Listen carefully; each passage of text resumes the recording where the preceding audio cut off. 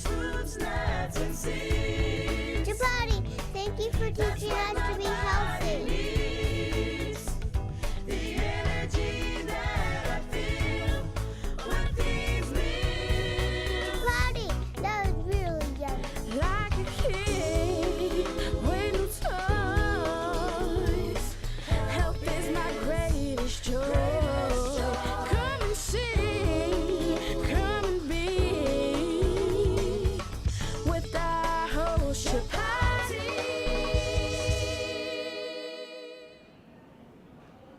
Hello and welcome to Food with Life. I am your host Chapati, and we're here at the Conscious Life Expo 2014 in Los Angeles, California. And we have a very, very honored guest here today. She is a very much what you'd say a spiritual healer and a person who is very aware of spirituality and healing and all this and that. And we're honored to have our guest, Ms. Susan Shumsky. Welcome to have you. I'm so glad to be here with you, Chapati. Very nice. You know, a big part of seeking is spiritual and spiritual healing. So I want to ask you, how would you define the word spiritual? Spiritual, I would define as being in touch with spirit, spirit with a capital S. That would mean the spirit that underlies and gives rise to the entire universe. So if a person is spiritual, it means that they are in contact with or in touch with or in tune with that divine spirit. So is that spirit the same as the word God or something different? In my opinion, it would be the same as the word God, but you can call it by many different names. All right. Many people do. They do. And what about the word healing? How would you define this? Well, healing would be to make whole, because wholeness means being healed or in a state of oneness, a state of wholeness, a state of integration. Mm-hmm. So that would be what healing is, to be healed, to be whole. So that would it imply then we are not healed much of the time? I would say that the vast majority of people wandering about on the planet are not really in a state of wholeness or oneness or integration at this time. But they certainly can aspire to that, and they can become that with enough effort and enough intention. So would that be possibly the purpose of people going to church or practicing all different techniques of prayer, meditation, and so forth? Exactly. To create that, to begin to unfold that wholeness, Mm-hmm. something to that effect. Yeah, Yes. right. All right. Now, more so about prayer. Can you tell me your specific ideas of, is there an ideal prayer? Is the prayer specific to people, individual people, specific to a religion or a practice, or what's your thoughts on this? Well, prayer is a really interesting topic. In fact, I wrote a book called Miracle Prayer, and I also wrote a book called Instant Healing. Both of those are focused entirely on prayer. And what I teach is something called affirmative prayer. Affirmative prayer means that you are making statements of truth. You're actually speaking, you're using the power of speech to make statements of truth or declarations of truth. And when you make these declarations, you make that so. Because Lord Buddha tells us in the very first verse of the first chapter of the Dhammapada, which is the most important scripture of Buddhism, he tells us that all that we are is the result of what we have thought. This is a stunning statement. All that we are is the result of what we have thought. And if a person speaks or acts with a pure thought, then happiness follows him. If a person speaks or acts with an impure thought, then unhappiness follows him. So this is what Buddha says. To summarize what he says, we are creating our own destiny, our own reality through our thoughts, through our words, and through our deeds. So we are creating everything in our life. We are 100% responsible for everything that we have created, and we've created it through thoughts, words, and deeds. And he's not the only person, great great master who has told us this. This has been told by since the ancient times. This is told through the Upanishads, through the ancient scriptures of India. It's told through the Tao Te Ching. It's told through Jesus. It's told through the Bible. It's everywhere. You see this same message that we are creating our own reality through thoughts, words, and deeds. So it is. So we can use the power of speech, the power Right. of our word, Right. to change our destiny. Mhm. Because the bad news is we created everything. Right. We Right. created it all. Right.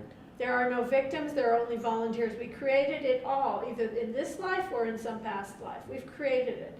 The good news is that we created it all. Because we've created it all, we can change it all. Right. We can change our destiny. Right. Okay, we're going to talk more on this. We'll take a break. Right. You stay with us. We'll be back in just a minute. This is Food with Life. I am your Chapati. We'll be right back.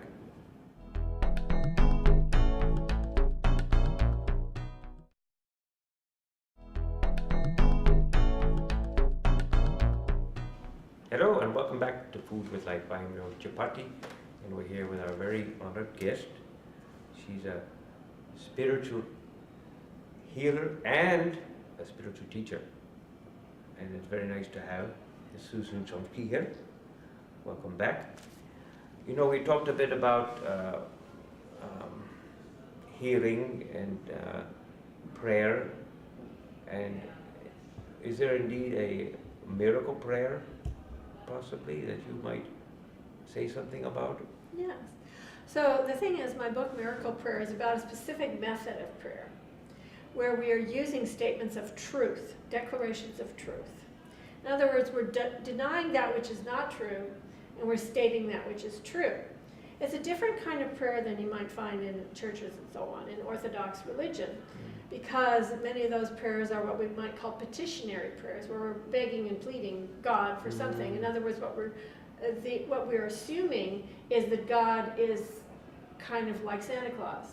He's, we're making a list, checking it twice, going to find out who's naughty and nice, rewarding those who are nice, punishing those who are not nice. But in fact, God is not like that. That's the Santa Claus God. But the true God is a benevolent being that created and maintains and destroys, in fact, the entire universe, and is always available for us to call upon, and also for us to tap into, and for us to realize within ourselves. That's very important. And it is the force in the universe that's creating everything.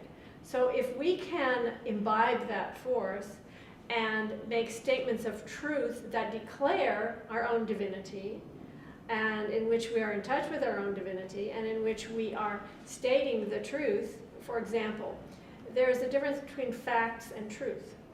The fact is that perhaps you're ill, but the truth, the ultimate truth, is that you are a divine being filled with unlimited energy and unlimited life force.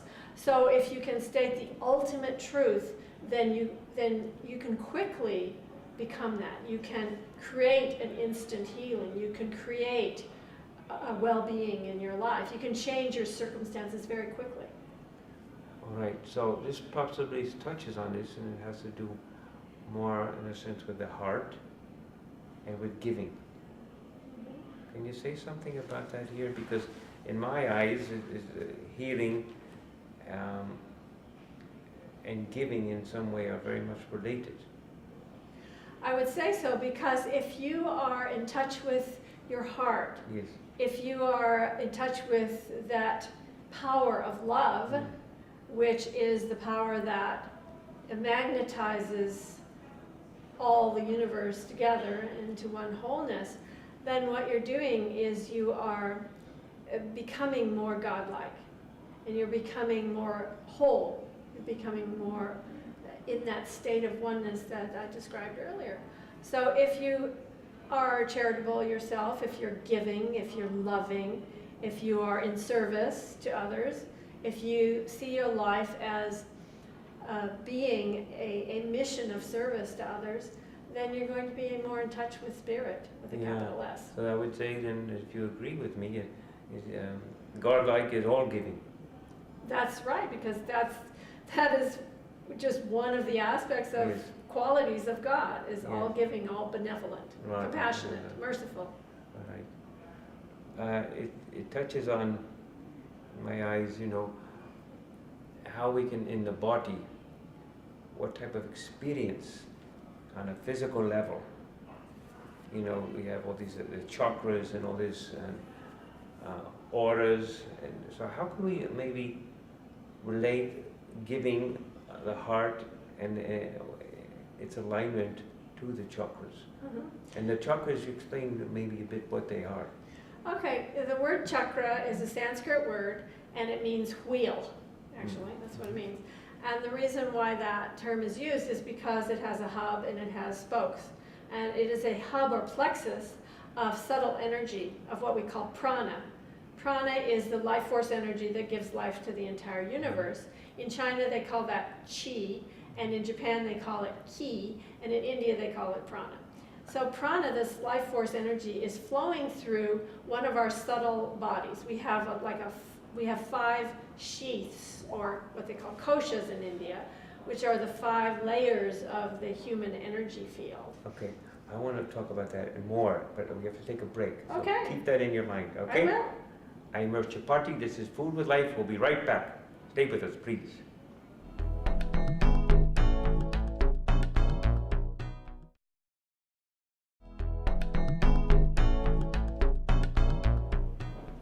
Hello, and welcome back to Food with Life. I am Rosh Chapati, and we're with our very special guest, spiritual healer and teacher, Ms. Susan Shumsky. You were talking a bit about the 5 levels or layers of prana. 5 layers of your energy field, actually. Okay. They're called koshas. It's a 5-fold sheath. So we have the physical body, which is our what we call the food sheath, or annamaya kosha, which is made of food, sustained by food, and becomes food for something else after we're gone. That's why it's called the food sheath. Then we have the pranic sheath, or the pranamaya kosha, which is made of this pranic energy. And it is another layer of our energy field. And that is the sheath through which the life force flows. It is said in the ancient scriptures of India that when prana is in the body, that is defined as life. When prana leaves the body, that is defined as death. So prana is what is keeping us alive, this pranic sheath. Then we have the mental sheath, or the manomaya kosha, which is our mental emotional body. Then we have the vijnanamaya kosha, which is our intellect and ego sheath, which is the intellect is what makes decisions, and ego is who Discrimination, yes? Yes, and ego is who we think we are. And then there's the other sheath, the fifth sheath is called the causal body, or the anandamaya kosha. So those are the 5 sheaths, and the pranic sheath is the one that gives us life. So this pranic sheath is indeed our breath, yes? Prana, yes, prana is the life force energy. It is in the breath, it is in the air, it is in food, and it is in water. It is what keeps us alive. And when we imbibe those things, we imbibe more prana. So it's very vital, important we have good air quality. Good air quality is very, very important, Right. yes, and also good food. Yes. Because good food, alive food, gives us more pranic energy, gives us more life. Yes. We're going to have you come into our kitchen one time Okay. and cook a pranic life, wonderful food for us. Okay. So, now the idea of the chakras, Yes, the energy centers. right. So the chakras are plexuses of this pranic energy. And the plexuses of the pranic energy are in that pranamaya kosha, that pranic sheath. So that's where they reside.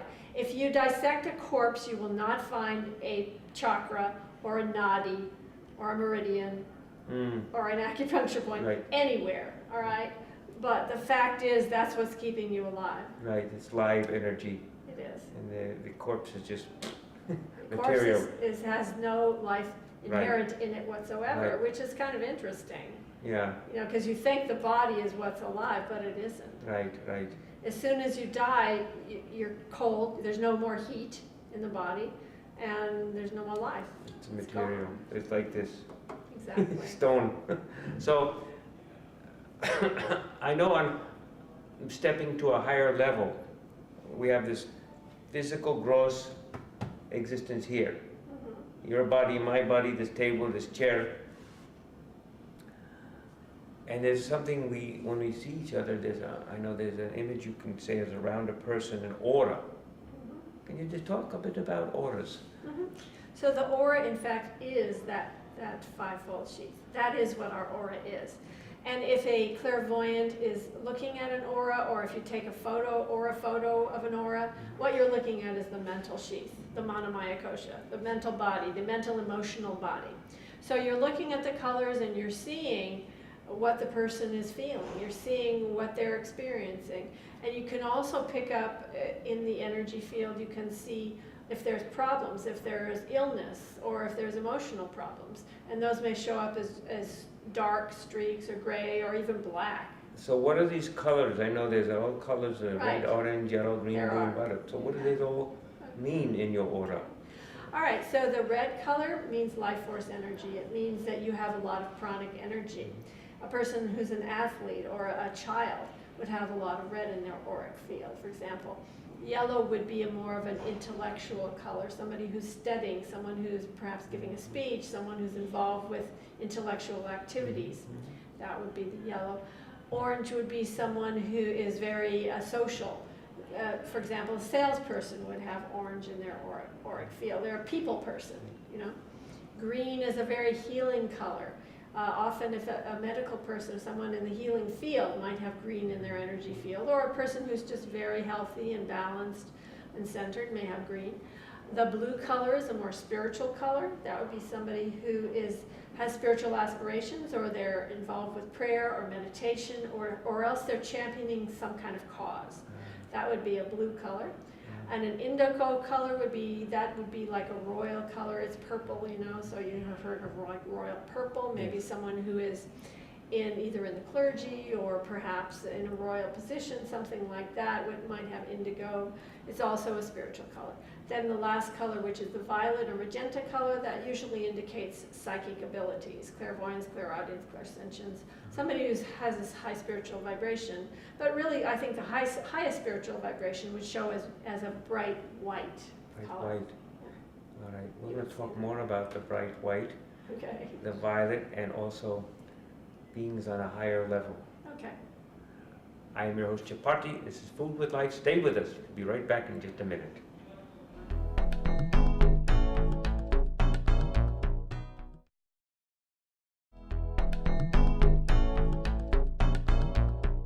Hello and welcome back to Food with Life. I am your host, Chapati, and we're here at the Conscious Life Expo with a very special guest.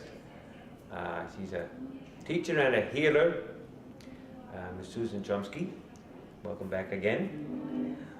You were talking a bit about violet and white on the higher levels of the aura. I'm very curious about how the aura ties in and the experience of beings on a different level than this that we're used to here and now. Right. Well, yeah, often if you see in religious paintings, you'll see like a halo around beings that are saintly, or beings who are deities, you know, that, for example. So you might see golden or white, usually that kind of color. And what that does is indicates somebody who is on a higher consciousness or a higher plane. And there are beings in the physical realm who are enlightened beings, who have this kind of white energy field, or they're on a higher consciousness.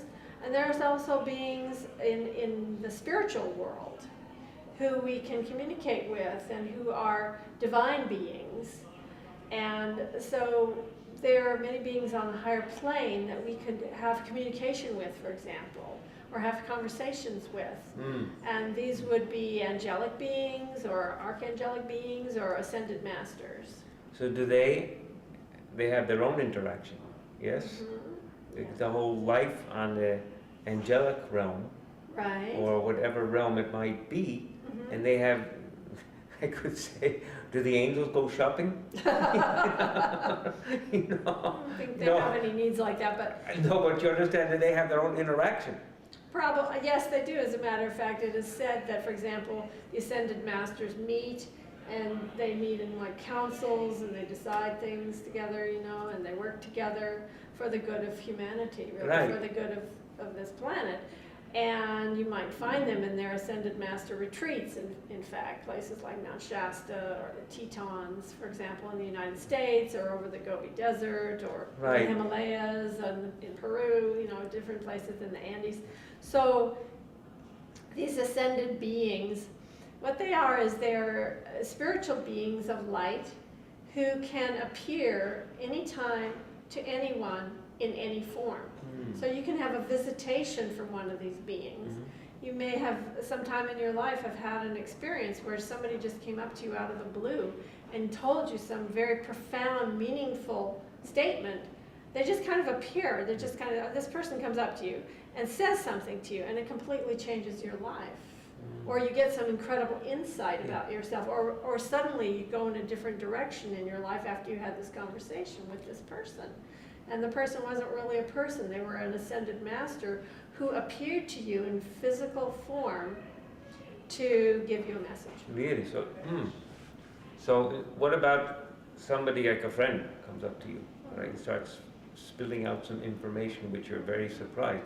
Is it possible one of these ascended beings could influence somebody's thought Absolutely. patterns, their ideas, and so forth, and suddenly they could come through somebody else? Yes, they can. Ascended masters can also speak through human beings, and that human being may thought, wow, where did that come from? All of a sudden I had this incredible insight, and I'm giving you this message, and I don't even know where it's coming from. So This can then- happen. Right. Interesting. So more, I'm trying to think more of the life of an ascended being, in the terms of when they're not in council, or they're not, what is their life about, Are they sitting there? They're in service to humanity, really. They're in service. What they're doing is they're helping people. So they, and like I said, they can appear to people. They can also communicate to people, give them ideas, help them. If a person's in danger, they can do something to intervene. And it happens. I mean, there's so many stories about this sort of thing. Right, so happening. they really have no, as we're used to the word problems, or illness, or conditions. No, they don't themselves. They're just trying to help us to overcome ours. Right. They're here to, yeah. So They're trying to lift us up to a higher vibration. They're trying to help us and assist us. Right. And the great thing is we can call upon them and ask for their help. So you can call upon an ascended master anytime to Really? help you in any situation, and they will come and they will help you. They will indeed bring their light into our Absolutely. life. Absolutely. Very interesting. I think it's something that probably everybody would like, Do we have to be open to this? Yeah, I mean, the fact is, people do ask for assistance if Right, they're in trouble, Right, and they do get assistance. right. Well, I really appreciate your wisdom, your knowledge, and your expertise. And I know we're going to see you in the kitchen soon. Okay. Okay. We'll make some sprouts. We'll make some ascended being light food. Thank you very, very much. My honor to have you. It's my honor to be here. Thank you. Susan Shumsky, very, very glorious to have you. I am Rosh Chapati. This is Food with Life, and we want to thank our guest, Susan Shumsky. Thank you for watching. We'll see you very soon. And remember, we'll be in the kitchen soon with Miss Susan Shumsky. Stay with us. Have a nice day, a very nice night, and a wonderful life. And be organic if you can be. Thank you. Bye-bye.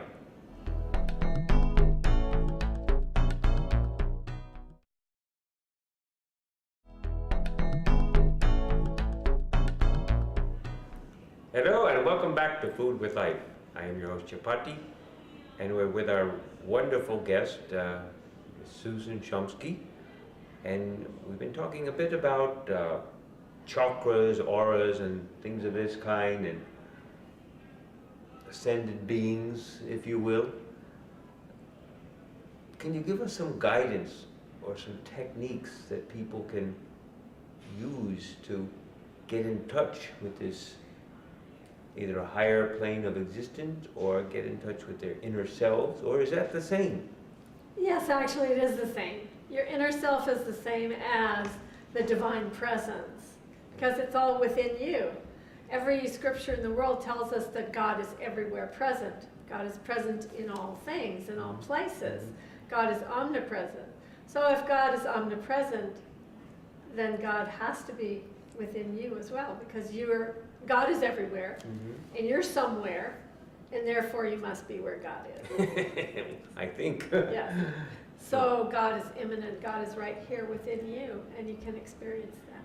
So what type of techniques that our wonderful viewers can use to take home or to try or work with, or?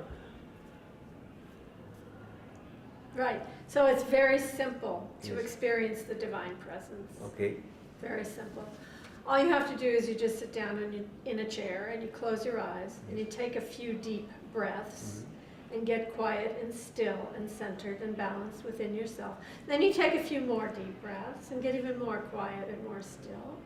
Take a few more deep breaths, get very, very quiet and still. And then here's the big secret.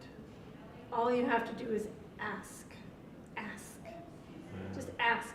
Ask a question, ask for guidance, ask for inspiration, ask for divine experience. Whatever it is that you want to experience, ask for it. And then take another deep breath and go even deeper. And then do what I call the do nothing program. That means do nothing, nothing, and less than nothing. And then when you do that, then you will have the experience that you seek. You will get the answer to your question. You'll either hear, see, or feel the answer to your question. In other words, you'll get a vision, you'll get a voice, or you get a feeling, and you'll be able to experience that answer to your question, or you'll have the experience of the divine presence if you asked for that, or whatever it is you asked for, you'll have the experience of that, and It just manifest. it just comes when you ask for it. As long as you can let go. It's really important that you do the do nothing program. The do nothing program is the key. That means have a neutral attitude, be open and willing to experience, but don't seek it, don't try, don't put effort into it, don't try to concentrate, try to get it, try to obsess on it. It'll never happen if you do that. Yeah, that's the thing, you know, there's these two things. People are always, their minds are always going. Grabbing onto this, grabbing onto that, or this thought, that feeling, whatever it might be. So, is it so easy to do, to let go? You know, is that more? That's why it's really important you take the deep breaths. When you take the deep breaths, then you can let go. But when you take the deep breaths, just take the deep breaths and then breathe normally. Don't continue to take, because otherwise you'll just hyperventilate if you keep taking breath after breath after. So, there are techniques of meditation, there's a concentration techniques, there are techniques where they use a mantra, different types of techniques for people to go within. So how is this in some way, or is it in some way different? Right, if you're using a mantra, that would be different than this. And that's really a good meditation also, technique, for getting the mind into a state of deep silence and deep relaxation. But this is about letting go. This is about experiencing the divine presence without doing anything, with just asking for it and then completely letting go, completely giving up. And when you give up, then the thing manifests. It's similar to what they talk about in the Yoga Sutras of Patanjali. Surrender. Surrender, you let go. Let go. Let it go. I tell you, I'm going to let go and finish the show. But I'm going to let go, though I want to let go of you as a guest, but it's very wonderful to have you here, and we are sure we'll have you back at some point to share your wisdom and knowledge with us. Great. I thank you so much. You're welcome. I am your host, Chapati. This is Food with Life. We want to thank our wonderful guest, Susan Shumsky, who's been giving us some wisdom and knowledge about getting in touch with yourself and how the divine can manifest within. Thank you very much for watching. We'll see you very soon. Bye-bye.